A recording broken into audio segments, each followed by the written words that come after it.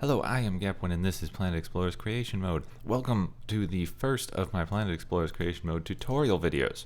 I've been playing around with this for quite a while. I've got a few videos up, and I've learned a few tricks and some tips, and I think it's time to do a couple of tutorial videos for people who have not used the creation menu before, or people who have and don't know some of the ins and outs. So they're going to jump in. Now, when you first get to the creation tutorial menu, you're presented with this screen, which is the default sword screen, and there's some things that I'll go over later. But we're not going to make a sword to start off, because swords are actually much more complicated than they sound in how they generate their damage profile. What we're going to do is make a shield. First go to Create, then Equipment, then Shield, and that will bring you up to the Shield menu, like this. Alright, now we're going to start off with a shield, because a shield is arguably the simplest thing you can make in the game that's usable. The only real simpler thing that you could maybe do would be house decorations or items, which are down here in Object, just Object, Tiny, Small, Large. But some of these have a little bit of weirdness as well, especially the Tiny, Small, Large scale, so I'll be doing an Object tutorial later on. This one will just be shields.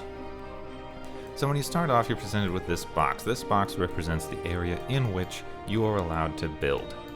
Alright, your shield cannot extend beyond the dimensions of this box, so you want to plan out accordingly when you're going to make your stuff, because once you have put down your materials, it is a pain to move them again.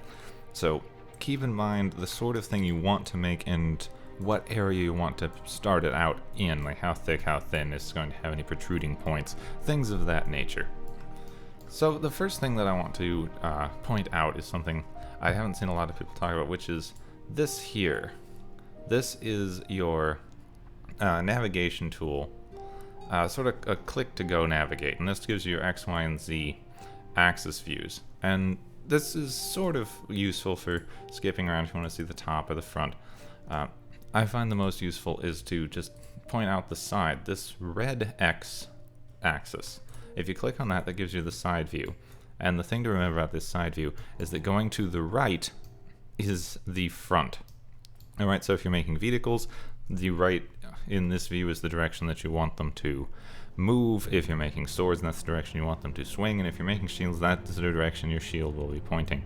Shields is a little bit more complicated than that, just because you can put in the part and flip it around. But for pretty much a general rule of the entire creation system is you hit this little red one, and then to the right is what you're looking at for the front of your object, rather. So, as with most things, the shield needs a part. So if you go into parts, you will see that the shield presents you with several handles. Alright, now generally these are ordered from least effective to most effective. This will change the base stats of your shield, so we're going to start with the metal handle. Now, parts in the game do a variety of things. In the case of shields and swords, they tell the computer, they tell the game, where your character is going to be interacting with the object. Alright, so we're going to shove this way far in the back, and as you can see, the part itself is pointing from left to right. We're going to put this way in the back and in the middle. It's actually important to keep the shield handle in the middle. We'll go through why that is in a minute. And as you can see with the shield handle, that is actually sticking out the back a little bit, and that is because that only this part of the shield handle that is in the little light up box there counts as existing. Alright, that's the only part that the game actually reads, and it's the only part that needs to be inside the box. The rest of the handle can be outside. I'm going to go back to materials to get rid of that part menu.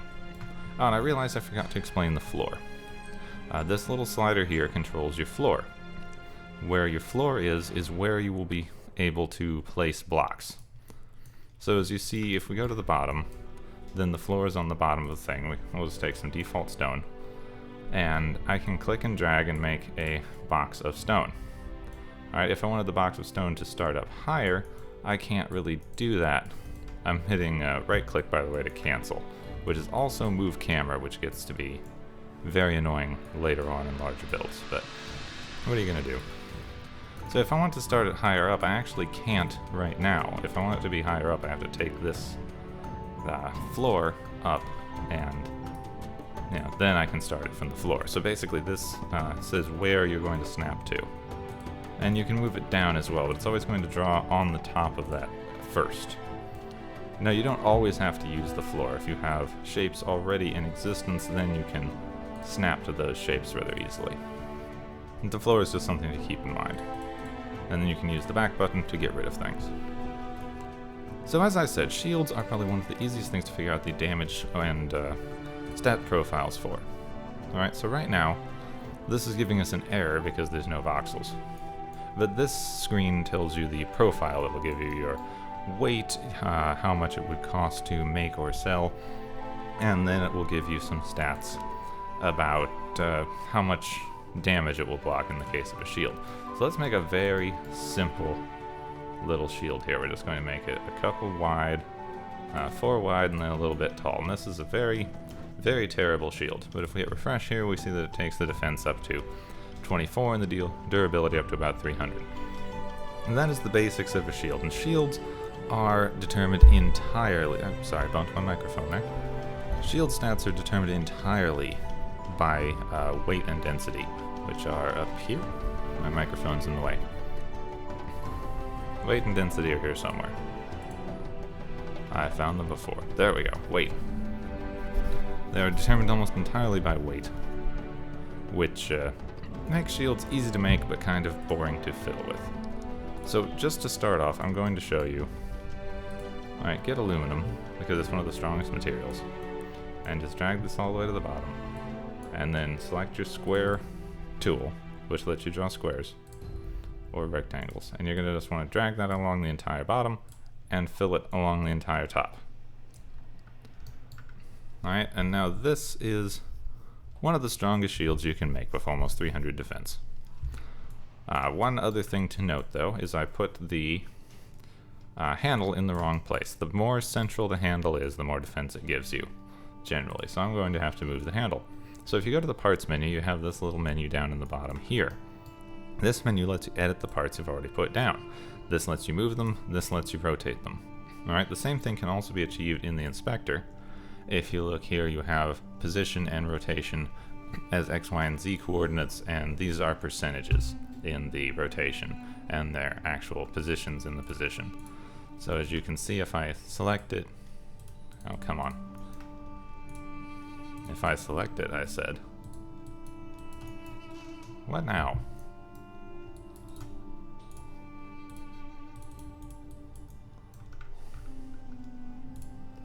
Sometimes you have to grab inside the shape. If I select it and start moving it around, you can see that the position will actually change. And this is changing its Y position, and this would change its Z position, and this would change its X position. X position. That way you can know its story. Literary joke.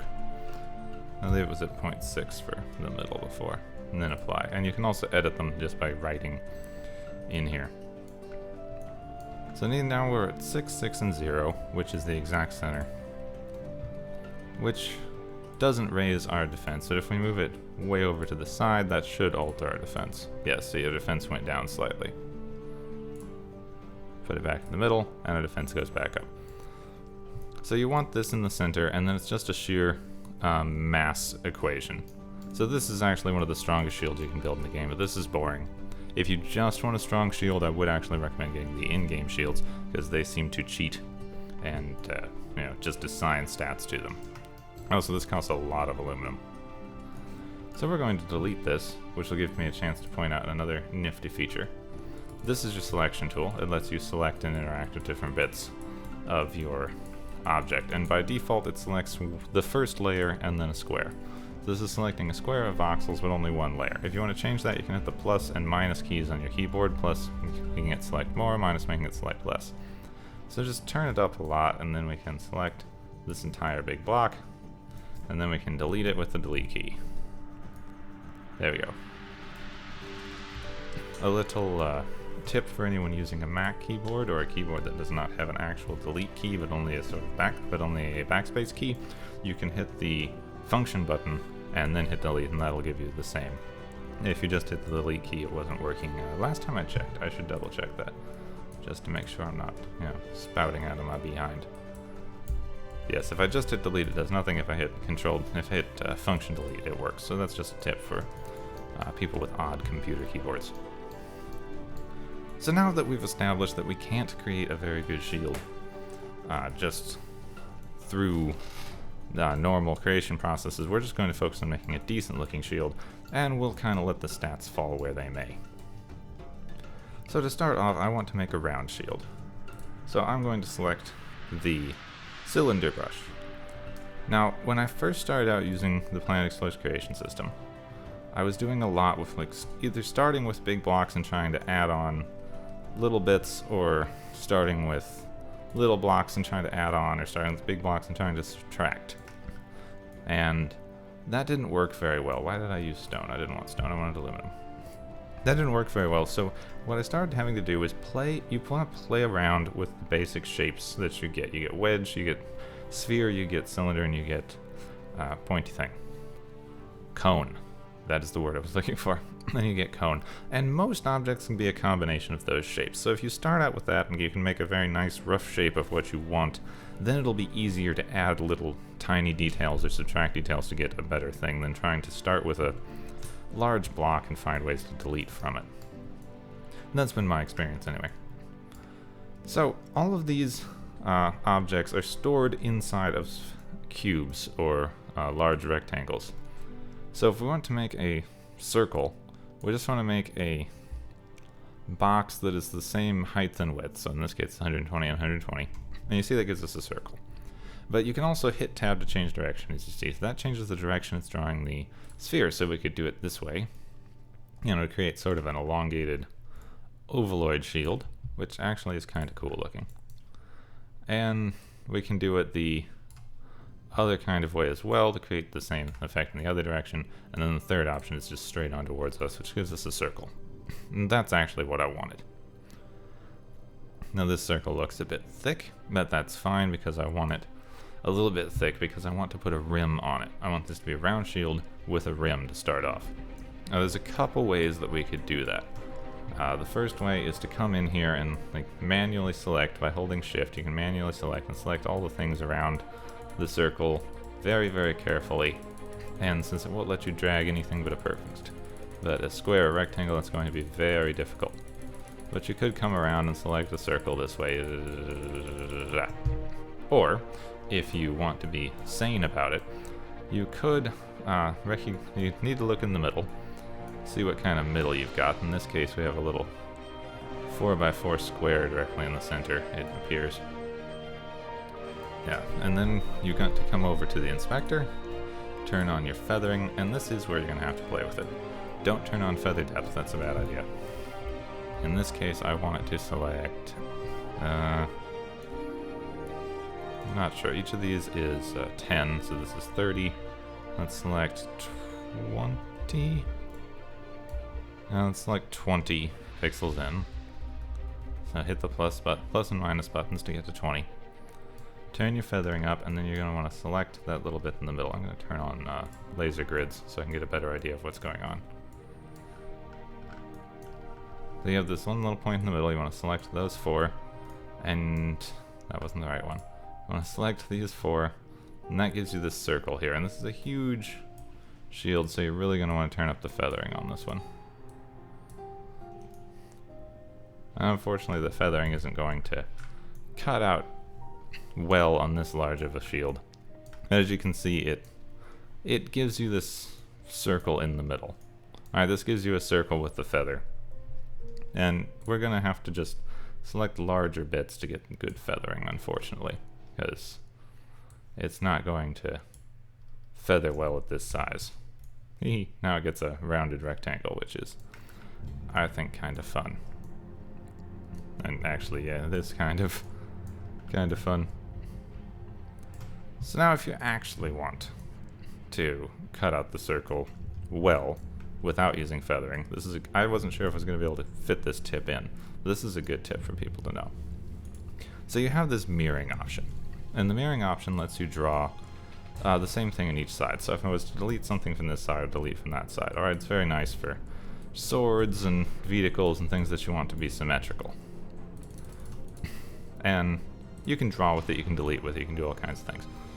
something that's very nice that I've seen some people figure out is you can use this to cut complicated shapes out of your other shapes. So let's do this here. I start with a Z axis right there. I actually want to make this thing a little smaller because it wound up huge. So I'm going to feather my depth hugely, and then I'm going to turn on X mirroring just to make it easier on myself, and select everything that direction and delete it. Selecting from both directions there would have been difficult to impossible. So alright, now I've got my huge circle here, and I want a smaller circle cut out of the middle. So let's say I want my circle to start on about that plane, and yeah, it will come one in on each of these sides, so we'll cut out a circle that way. So what I actually want to do is draw another circle on this side of the mirror, which will then add it to that side. This might not make any sense now, but just wait. So I want this circle to come in about, let's say about half of one square on that side. So I'll start it about half of one square here. Yep, and then, let me see, I need to start right about on this line, this first line, the inside, come about half of a square in from the edge, go all the way out to one square on that side as well, which gives me 100. Make sure we move it out far enough. This doesn't matter as much, just move it out as far as you want, and then take it up to 100 again so that it's a perfect circle. 100 by 100. There. And as you can see, that then drew this circle in the middle of our other shield. Okay, now, the only thing you have to do, I'll turn on X mirroring again so that it's a little easier. Now what you get to do is delete this circle. So select this one and delete it. And it also deletes the blocks on the other side. So you saw how much weird trouble we were having doing this with the feathering. We were just able to accomplish pretty much the same thing with this mirroring trick, and yeah, it didn't turn out exactly right. But for our purposes, this will work pretty well. So now we have a round shield with a hole in the middle. Alright, pretty nice. Now I want this round shield to have a little bit of a better look, and there is a way to do it by putting in pictures. You have these things called decals, and I have another video called Decals Tips and Tricks where I explain a little more about these. But basically you can take a picture, you can import it into here, and then you can drag the picture onto your object, and you can use that instead of coloring it. But what I want to do in this video is actually use materials. Alright, yes, there is something to be said with making your entire thing out of aluminum, and then let's say you want wood in it. You can then take a picture of wood grain and put it on the inside and have an aluminum shield that's a little bit stronger. But I don't want to do that personally. Personally, I would rather just select the whole thing and use wood. So now that I've already got the thing drawn, I'm going to select the entire backing, like that. I'm going to turn on X mirroring so I can select the entire backing. Alright, X mirror, select the entire back, and select wood, and then hit fill material over here in the inspector. That changes the entire backing of my shield to wood. Alright, now, the problem with this is that I did not select in far enough, unfortunately, so we're going to undo that, and we're going to select in a little further to make sure. And we're going to select that side like that. Oops, no, we're going to select from the I do want to select from the interior. Now we're just going to select, I don't know, that's too much depth. I think the depth on this is about 5. So we'll select 7. This is going to look a little weird because I'm not being as careful as I could for the sake of time. Fill the material. That fills the back with wood. And yeah, this looks a little silly, but as I said, for the sake of time. And that gives you a wood grain in the middle. So now we have a round shield with a wood grain. And that's a little dull, so let's just finish it off with some, I don't know, spikes and bolts and things. So we're going to go to our material. We're going to turn on X mirroring, and we're also going to turn on Y mirroring in this case. Y mirroring for some reason doesn't seem to start in the middle ever. Don't ask me why. So we're going to just use this plus button to bring it up to 60. There. Hide the window. I apologize for some banging when neighbors are doing something. Let's give it a couple spikes. Why not? For this example, we're actually going to turn off these to do the big central spike first. I should have turned those off before. We'll do a big center spike. So select our material, aluminum, let's do copper, do some difference. Ooh, no, gold. We'll do a gold spike. It'll be huge, it'll be useless, I love it. Alright, we select our thing, and then we... Oh, right, I forgot. You're going to have to do it in a weird way. I apologize, I'm not even paying attention. Since you can only drag these out in one direction at once, we're going to have to drag it over as far as we want and out as far as we want. So let's call it, yeah, 20 and 45. Then let go in order to drag down another 20. And then we also use tab to get our cone facing the correct direction. As far as I can tell, you can't make a cone face backward. It can only face forward like this. You see that one's going up, that one's going sideways, that one's going straight, and those seem to be your only three options. You could use some mirroring tricks to do that, but it may or may not be worth it, depending on what you're going for. Alright, now let's turn on our XY mirroring again, and we'll make a couple smaller spikes going this way. We'll make them 10 by... the other one to be 45, so we'll make these 30, 35, and then down another 10. There.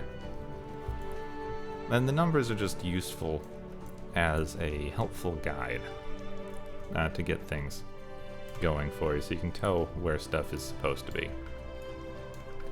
Now let's put on a couple of shield bolt-looking things using the sear tool. We make really squished spheres. We'll make them go into the shield a little bit. Right, so we will use the sphere tool. We'll make a little, I don't know, let's say 2 by 2, and we'll drag it backwards so that it goes into the sphere. Backward, 2. It's a little hard to do, but you can get it. And then you hit it, and it makes a little bolt. That's a little too small to show off the actual, sphere-ness of it. Let's make it 5, and then in, like 3 and down 5. There, that made a better bolt shape. I forgot to turn it off of gold, but, we'll just keep it gold. And then we'll do a 5 by 5 over here. 5, 5, in about 3 and down 5. And the numbers are just very useful to help a guide. If you want to draw an exact sphere, then you can make sure that you have, let's say 10, or 11 by 11 by 11, and that'll give you spheres. Ooh, it'll give you weird floaty magic spheres, why not? Also, it doesn't have to actually be attached to export. See? So this will be our shield. I've showed you a few little tips and tricks on it, and it doesn't have to be attached to anything. You can have floating elements, like random magic spheres that we wound up with. And yeah, this isn't the prettiest shield, and its damage reduction is somewhat low. It only has 65 defense. Shields are not worth making it if you want to use a good in-game shield. You want to do shields if you want to make a pretty shield. But I think this was a good rundown of the first part of the creation system. It's a good intro, shows you a few tips, a few tricks. The next time I'll tackle swords, which are a little more complicated, hard to get good damage going on that. And I've picked up a couple things. So sword tutorial will be next, and then I'll start going through everything else, like aircrafts, vehicles, ships, guns, etc. I'm going to jump into game and give you a look at this, so you can see what this looks like actually on your character. Oh, silly me. I need to talk about saving. Before you can export, you really need to save. There's a couple things to remember about saving. One, you can get a picture of your object, which makes it easier to see. I like to choose a different background color. Something maybe that complements your new design, but also something that's easier to find in your inventory. And then you have to hit capture, otherwise it won't show up. Then specify a name. We'll call this Spiky Mix Bikerson. this spike. Alright, and you can add an author if you're proud of it. And you can add a little description. It has spikes. And then you save. And that actually saves it to a folder on your computer that you can use to send this design to someone else. You can take someone's design and export it and mail it to them or put it in Dropbox, and they can take it and put it in their game. It's a really fun system. So now that I've saved it, we're going to jump into one of my characters and actually export it. So here we are in build mode. This is the free play mode, basically, where you get unlimited resource things. I come in here to test all my creations. There has been a couple of weird glitches lately with stuff that you bring into the world showing up as kind of glowy blocks instead of actual textures, but it only appears sometimes. As you can see, the starter story back there is still working fine. Now, to actually import your items once you're in game, I created it in the creation mode in the main menu, but you can also go to the creation mode by hitting the creation system here. Alright, once you're in here, you're going to go to this tab called ISO. And then everything is stored in its own folder. We made a shield, so we go to shield, and we select Spikey McSpikerson, the spike. Make sure that's the correct one. Wait for the truck to go by. That truck really does not want to go away. I'm sorry about that. Okay. So now that you're in this menu, you see over here your cost. This is how many materials you have to have on your character in order to export this and use it. So you see you have to have one metal handle, 79 wood in this case, a lot of aluminum, and some gold. Once you have those materials, you can use this button to export creation. Alright, and it's going to ask if you want to export. You hit export, and it says enjoy, and we shall. We shall then go into the game. It is put into your inventory, which is this little black backpack here. Not black backpack, it's a white backpack. Anyway, this particular one should be in equipment. It depends on whether it's in items or equipment on what it is. I believe a lot of Decals wind up in items, and some other things wind up in items, like my chest set here winds up in items and things. Oh, that was just a test block, wasn't it? Wow, the graphics on this thing are glitching. We'll see if our shield works out. Then you scroll through, it's usually put in at the end, sometimes it's not. It seems to have been better about that recently. And then you can take your shield and equip it. And there we have our giant spike shield. And as I said, the graphics do seem to be glitching for some reason. But there is our giant frickin' spike shield. Now as you can see, if you fill the entire screen with the thing, it's going to be unrealistically huge. And unfortunately white. But that's okay, because we have an unrealistically huge sort of anime sword as well. So there we go. This I think works out fine. But that gives you some idea on the scale as well. If you want a giant, almost unrealistic, huge shield, then fill the entire screen with it. Then your head can kind of clip through as you're going. I do wish the colors showed up on that. I do apologize for the glitchiness. I've been playing with it. I can't find much that helps. But when you load back in, it doesn't seem to do as much of a problem. Anyway, this has been the shield tutorial. I hope you found a bit of it helpful. Wow, that is just a weird intersecting glitch there. Yeah, I really hope that you found this tutorial helpful. If you did, you can leave a like. If you'd like to see more tutorials and or gameplay of different things, you can subscribe. I very much appreciate either. Thank you so much for watching. I'm Gefwin, and I will see you soon.